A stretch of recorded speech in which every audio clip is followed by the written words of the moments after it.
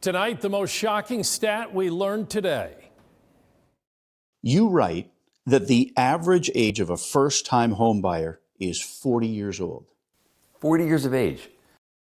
Think about that in our story new at 6. Those 40-year-old first-time home buyers won't pay off that mortgage until they're 70. As tough as that news is, Chief Investigative Reporter Berkeley Brean found it's worse for 20 and 30-year-olds. I want you to finish this sentence. 20 and 30-year-olds buying a home right now is impossible. Mark Seawick is one of the most successful real estate agents in Rochester. His latest newsletter is titled The $400,000 Cake Nobody Under 40 Can Afford. I bought my first house at the age of 25.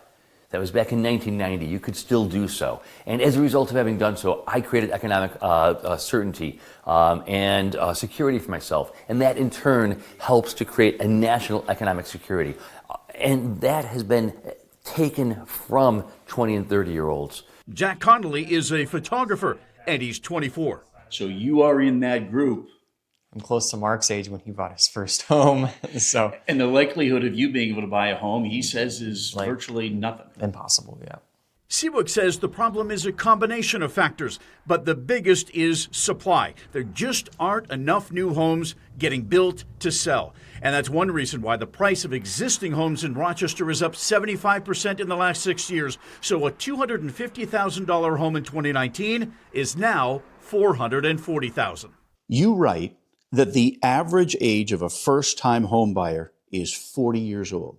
So if you're 40 years old, first time buying a home, and you got a 30-year mortgage, you're paying that mortgage off while you're on Social Security. 30 years later, you're 70 years old. The president last month was proposing a 50-year mortgage. So now we're up to 90. To try to do away with this problem. The problem isn't yes, the problem is in part financing, but the bigger underlying issue is creating enough inventory to satisfy these needs. Mark Seawick says the country is short about 3 to 4 million homes. And he says in Rochester, we need to build somewhere between 18 and 20,000 new homes just to level out the market. In Rochester, Berkeley Brean, News 10, NBC. And Seawick lays out several ways to break up this housing traffic jam, including modernizing building codes to reduce the cost to build a home. We'll publish his list in this story at WHEC.com.